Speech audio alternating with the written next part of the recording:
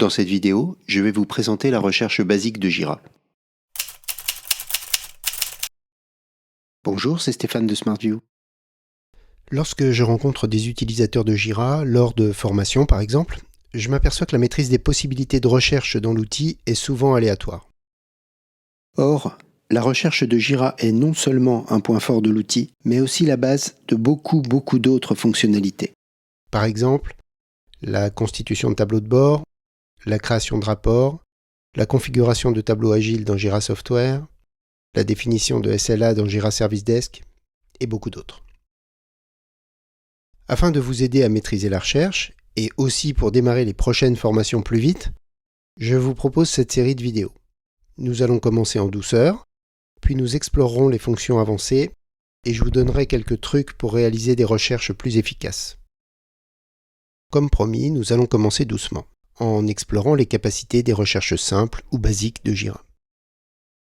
Pour accéder à la recherche, il faut cliquer sur « Tickets »,« Chercher des tickets ». Vous voyez qu'une entrée qui s'appelle « Recherche actuelle », elle permet simplement de reprendre la dernière recherche qui avait été effectuée. Lorsque je clique sur le bouton « Chercher des tickets », j'affiche une fenêtre multicritères. Si la page s'ouvre en mode avancé, alors vous avez simplement à cliquer sur « Basique » pour revenir en recherche simple. Dans cet exemple, je vais rechercher les récits ouverts sur les projets Web Browser App et iOS App créés par l'utilisateur connecté. Dans le sélecteur de projet, je vais déjà rechercher les deux projets correspondants.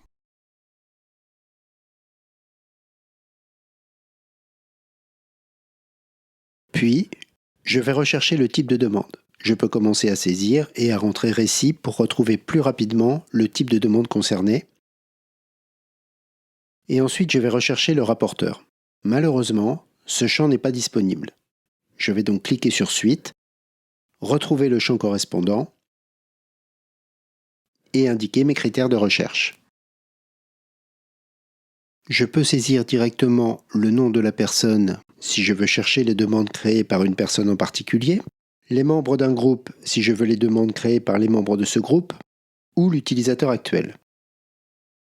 Alors la différence entre l'utilisateur actuel et mon nom, c'est que si j'utilise utilisateur actuel, le résultat du filtre dépendra de l'utilisateur connecté.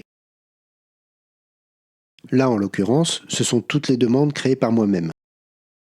Vous voyez qu'en fonction du type de champ sur lequel vous voulez faire porter la sélection, vous avez des critères différents qui peuvent apparaître. Là, par exemple, c'est un champ date, et par exemple, je peux demander les demandes qui ont été créées dans les 5 derniers jours, ou il y a plus de 5 jours, ou entre deux dates, ou dans un intervalle de dates.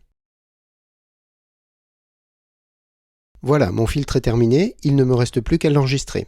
Je clique sur « Enregistrer sous », je donne un nom dont je me rappellerai à mon filtre, et je clique ensuite sur le bouton « Enregistrer ».